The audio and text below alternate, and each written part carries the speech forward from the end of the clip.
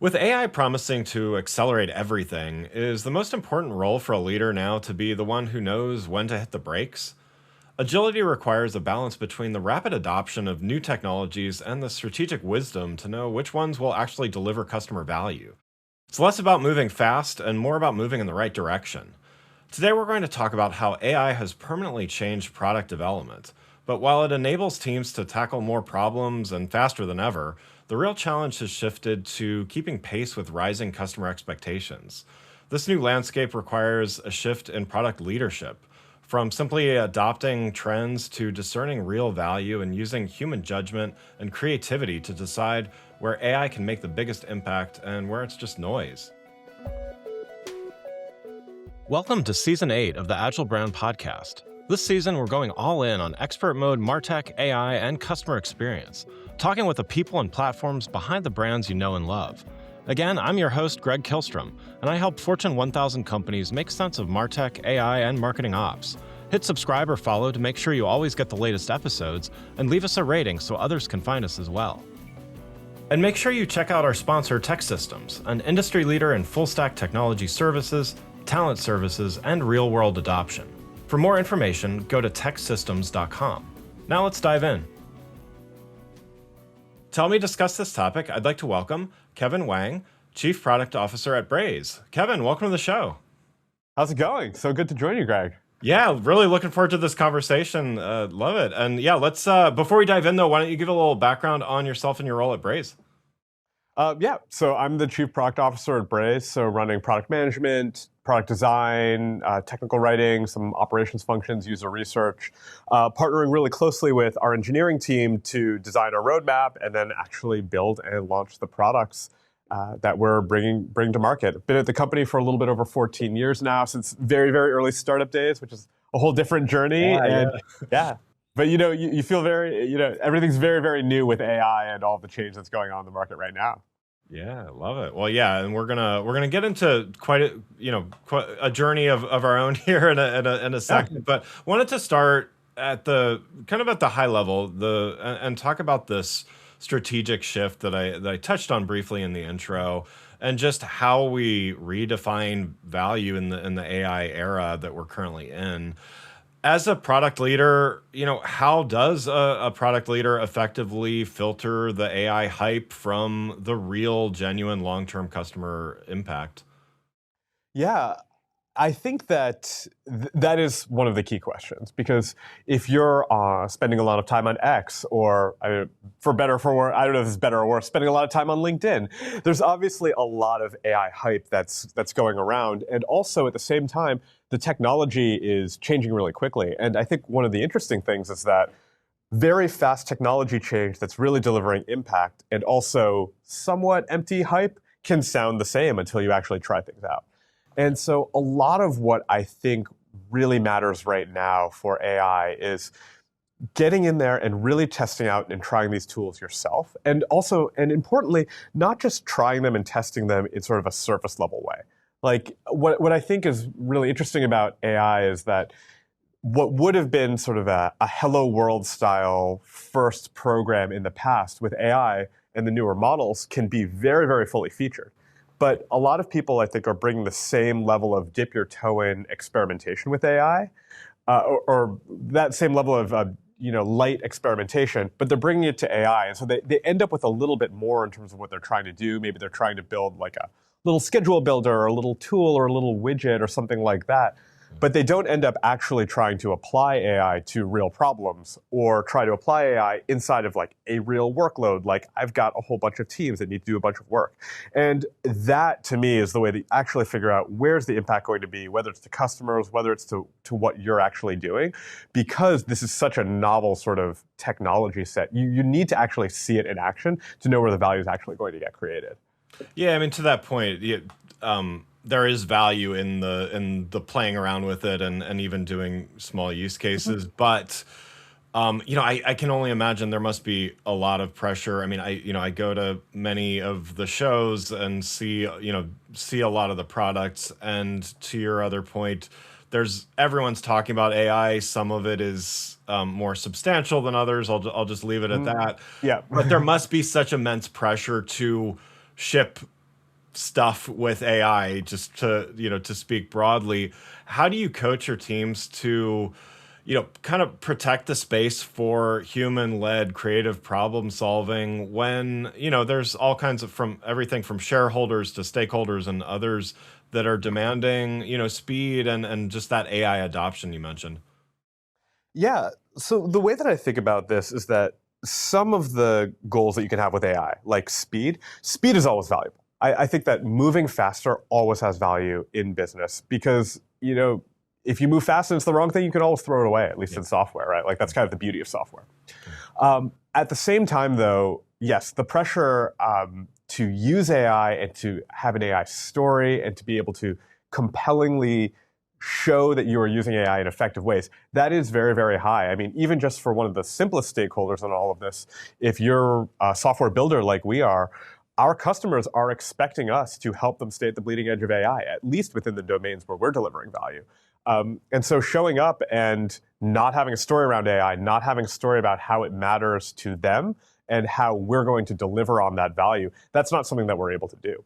And so, but that I think transitions very nicely to that question of where is the human-led component, where's the creative problem solving? Because there was obviously a period after ChatGPT 3 came out where everybody was taking any text input box that they had in their product. They were saying like, oh, well, I'm just going to put a little magic wand on that one, and now you can rephrase whatever you put into the box. It's like, all right, thanks. That's like really going to save my business or whatever. Those days are over. And now it's actually much, much more about how can you figure out the creative ways where you can figure out where more automation, where some real reasoning embedded into your product is actually going to create the value. This is something that we talk about a lot at Braze, where a very important part of our product design philosophy at this point is figuring out how we're going to guide our customers to understand how they can use AI. Because it's such a novel technology set. There's never been something in the past where you can just take sort of random ideas or random unstructured knowledge and get actual processed outputs out of it in the way that AI can generate. I mean, that's kind of what an LLM is doing. And because of that, people are rightfully not very familiar with the capabilities of the technology. And so if you're not going to provide ways for them to get familiar, then they won't use it. And so what we're seeing in product development is that this isn't just a technical problem anymore. There's also this whole element of it actually being a sort of product-led education problem at the same time. Yeah. Well, and that leads to just customer expectations continuing to rise, and you've got to balance that, the customer expectations to see, yes, this uses AI, but to your other point, not just slapping a chat interface on an existing interface. So maybe give us an example of what's an AI powered feature or capability that wasn't necessarily generated by AI, but guided by human instinct to solve a customer problem, even if it used AI to do that, and maybe in a way that technology alone couldn't have, come up with that solution. Yeah, so I think that one recent example that we've had that was just developed by a number of engineers, actually just a few days ago, involves two of our newer AI products. We have an agent builder product that's in our dashboard, which allows our customers to harness the power of AI by actually creating agents which take different actions directly within a customer journey or within a customer experience. So this is really, really cool. It sort of unlocks all these new capabilities. But like we were talking about before, it can be tough to know exactly when you should apply these sorts of agents. And also, it's a very novel sort of format or a very novel way to be creating customer experiences. A lot of marketers are used to creating ABN tests. They're used to composing messages. What they aren't used to doing is figuring out, how do I build an agent to solve a business problem and then inject it into a workflow? There's a lot of novelty there. We have another AI product that we call the Braze AI Operator, which is designed to help and serve as a direct partner within our dashboard product to create different types of experiences. And in line with the education challenge that I just mentioned, one of the most powerful things that we're finding is that the best way to build agents is actually by using a different agent, our operator, that knows all about what the AI is actually capable of. And so we've launched a number of different products. Like, for example, the first version of our agent builder that we've launched, rather than launching it with a number of templates, what we launched it with was a set of rules and context baked into our operator such that our customers, the people who use our product every day, can talk to the operator and plan out the creation of an agent and then can actually use it within a contextual flow. Because that's something where you're trying to get people up to speed with how these different tools work, but it's so much simpler if the AI can sort of teach you how to be better at AI. Right. Well, and even, in reality, a lot of teams are using a lot of different products for many different tasks, right? They may go to like a chat GPT or something like that for some things, and the bouncing to another thing and another thing.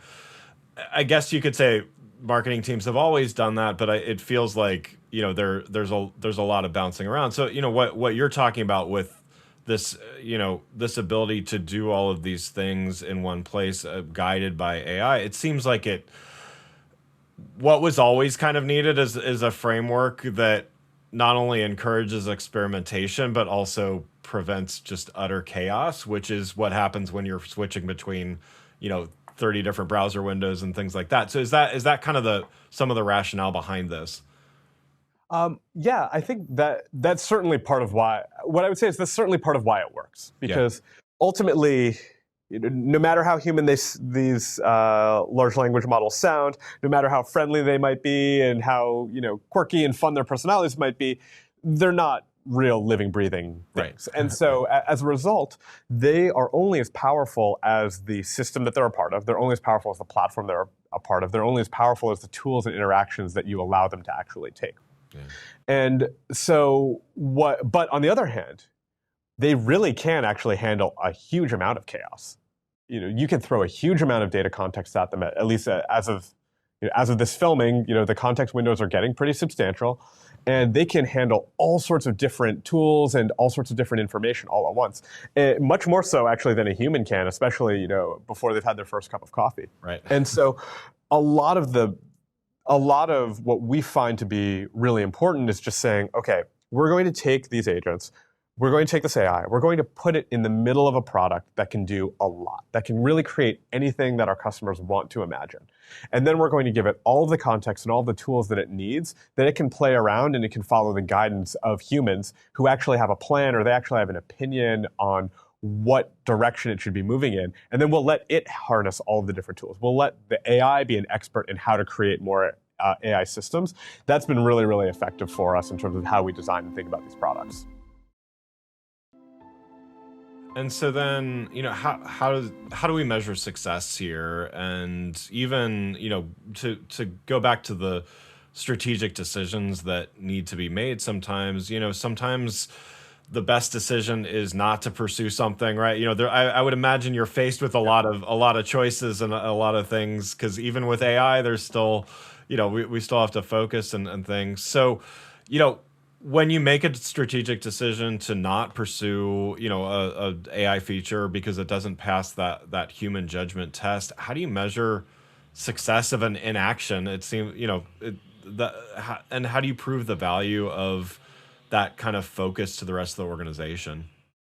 Well, I'll say one thing, which is that I'm a startup person first and foremost, and so I'm really not into inaction. I like action. I do not like inaction, and I think that one of the really neat things that AI is making possible is this idea that you can just do a lot more. You don't have to say no as often as people had to in the past, because you can go and you can create that little widget that's going to help you in your day-to-day. You can go and you can build a bunch of these different features that were always sort of a next week, next month, next quarter sort of perennial backlog resident, and now you can do a lot more of that. And so I think in that sense, we are what we will actually end up being able to measure is you'll be able to measure the cost of inaction more than anything else, because the companies that really embrace AI and they move faster, I would predict that they're going to outperform the ones that don't.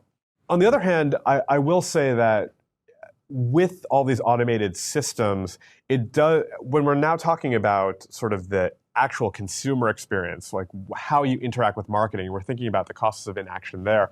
One of the reasons that we were really excited to acquire the startup OfferFit and build the Braze AI decisioning studio around it is that they have very robust AI reinforcement learning engines. And the reinforcement learning engine that they've built, that is really, really heavily geared around being able to quantify both the value and the lift that customers are getting from using AI, but comparing it against business as usual, comparing it against, to the point of inaction, literally doing nothing.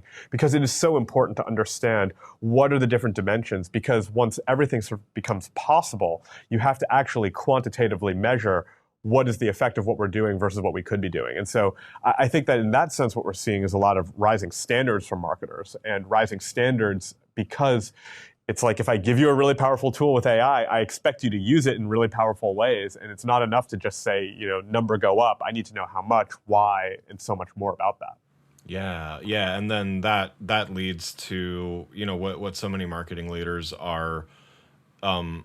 I feel like talking about more. They may have always cared about it, but customer lifetime value just seems to be a bigger and bigger topic. How does this approach of both calculating incremental value and things like that translate into those kind of metrics that CMO, CROs, even CFOs can point to, like retention, engagement, or lifetime value? Well, I think that those metrics are, of course, incredibly powerful and incredibly important. Retention and CLTV, I mean, these are kind of the gold standards in marketing of what you're really looking for. And what I think is interesting, and if you spend too much time on X, it's easy for people to lose sight of this, is that, to me, nothing has changed about that. Like retention and LTV still matter. They are still the gold standard. That is still what we're trying to get to. Because what is AI? AI is a tool. It's a tool that talks. It's a tool that types. It's a tool that paints pretty pictures. And we as humans and consumers, when we see something that talks and paints pretty pictures, we're like, that thing's really smart. That thing's a person. That thing has, upended everything. But it didn't upend like capitalism. And so retention, engagement, LTV, those things all still matter. This is just another tool which is opening up the methods and the strategies that you can use to drive those metrics that really matter. Because if you're a brand, you care about LTV, and there's kind of nothing save the sun swallowing the earth that is going to make you not care about LTV, because that is how you measure the value that you're delivering to your customers and the relationship that you're building with them. Yeah, yeah. And I mean, to that point, AI should never be the strategy, right? Exactly. Yeah, yeah. That's how you end up with the text input, and let's rephrase all the tickets in our backlog or whatever. Totally, yeah. So looking ahead and going back to your role as as a product leader, as you are continuing to build a team and looking at developing the next generation of product leaders, what are some of the non-technical skills that have now become non-negotiable? And are you starting to prioritize things that maybe were technical skills and other things were higher priority, or what's changed? And to long answer long question short. Yeah. So the skill that I'm looking at for my teams that I think is really critical in this era is just the ability to be very versatile and to have a really wide array of business understanding. Because when we're talking about what the future of work looks like, it most likely looks like a world where everybody has sort of a stable of agents at their disposal, that they're delegating to go and doing different things, and that where they're asking them to reason, asking them to set strategies, asking them to propose things. But these agents, until somebody shows up and asks and tells them what to do, or at least until somebody guides them, the agents are made of silicon wafers, just like all other computers are. They're sitting there. They're just minerals. And so as a result, it becomes even more important that as a person, you're able to act with that sort of executive authority to understand, what does my business actually need? What are the goals that I actually have here? And whether that's accounting, or whether that's an engineer getting better at marketing, a marketer getting better at sales, a salesperson who's getting better at organizational operations or procurement, it's really, really important that everyone starts to develop this much more versatile skill set, because that's what's going to be required to actually harness the agents in a really effective way. Otherwise, I think that what you'll be able to do is, of course, you'll be able to automate more. You'll have to do less typing. Like, your fingers will touch fewer keys on your keyboard. But that isn't really the big unlock here. The big unlock is that ability to sort of turn yourself into the manager and something that one of the things that we talk about internally at Braze is being a strategic conductor of kind of an army of agents. And to do that, you have to have an understanding of the full symphony and what the whole thing is going to sound like and what it should all sound like together. So I think that that's one of the most important skill sets. Yeah, or at least one of the most important new skill sets. Well, and to me, that seems like that's elevating everyone's role. Generally speaking, as you kind of progress in an organization or in your career, you get a little broader understanding of other things. But it seems to me like what you're touching on is the time savings or just the focus that you don't have to put on the hands-on keyboard stuff will allow you to actually know more and grow more and stuff like that more quickly, right? Yeah. I think that's really the idea, is that history shows that empowering technologies tends to just increase productivity generally overall. It tends to kind of take the overall productivity that we have, make it much, much bigger, shuffle everybody plays a little bit of musical chairs to figure out what the new seats are, and then we go forward as a society. That's just what history has shown, and I think it's probably going to continue. Yeah. Love it. Well, Kevin, thanks so much for joining today. I got 2 questions for you as we wrap up here. The first one, if we were having this interview 1 year from today, what is one thing that we would definitely be talking about? Yes, definitely be talking about. Yeah. I think that with the pace of model change, it's hard to say definitely. But I'll say, I think that a year from now, to the point of that sort of musical chairs within the broader, ecosystem of society, I think that there will be a lot of impacts to what work looks like and where humans are injected into different aspects of work. Again, I'm an optimist, and so I think that the story is going to be an exciting one. I think if you're a pessimist, maybe you say like, oh, it's just going to be the singularity, and the change to our jobs is that we're all going to be batteries like in the Matrix. Right. And so, I guess we'd be talking about that instead. But I think that's really the big thing, is that we're on the precipice of just a lot of change to at least a very large number of knowledge work jobs. And I actually think to a lot of jobs that we don't traditionally think of as knowledge work, like being a plumber, being an electrician, working in HVAC or something like that, but that involve a lot of, they're not desk jobs, but they involve a lot of judgment. Because I also think that what's really neat about these AI systems is that they've encoded such a rich world model that you really can fix more things around your house because you have AI available. You can probably solve a harder problem for somebody if you show up and all of their pipes broke, because you now have all of this consolidated knowledge. And so I think there's going to be a lot of shift and transformation, but again, I'm pretty optimistic that it's all going to be better for all of us. Yeah. Well, we'll have to check back in a year and and do that. Last question for you. What do you do to stay agile in your role, and how do you find a way to do it consistently? Yeah, so I think, I've got young kids. I've got a 2-year-old and a 5.5-year-old, and so it keeps my wife and I very, very busy. And I think that also having very, very young kids in your life forces you to be very, very adaptable, because they themselves are just operating at a faster speed and a faster pace, and you have to adapt to that. I think, though, that in a broader sense, I just try to read a lot, and I try to find people who are, more experienced, say product managers than I am, who are working at bigger companies that are working on companies that are working on very different things from me, and just learn as much as I can from that.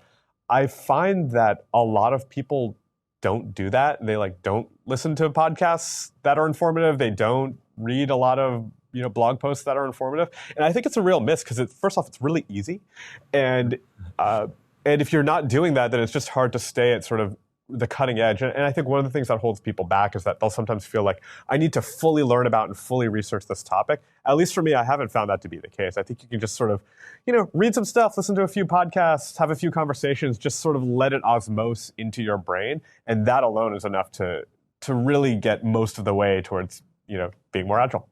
Yeah, love it. Well, again, I'd like to thank Kevin Wang, Chief Product Officer at Braze, for joining the show. You can learn more about Kevin and Braze by following the links in the show notes. This episode is brought to you by TEKsystems. They're leaders in full-stack tech services, talent solutions, and helping companies put it all in action.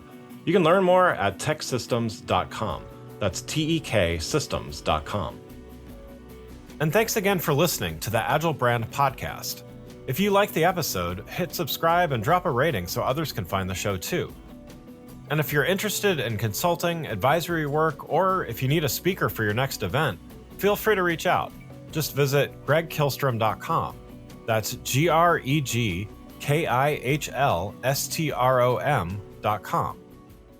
The Agile brand is produced by Missing Link, a Latina-owned, strategy-driven, creatively fueled production co-op. From ideation to creation, they craft human connections through intelligent, engaging, and informative content. Until next time, stay curious and stay agile. The Agile brand.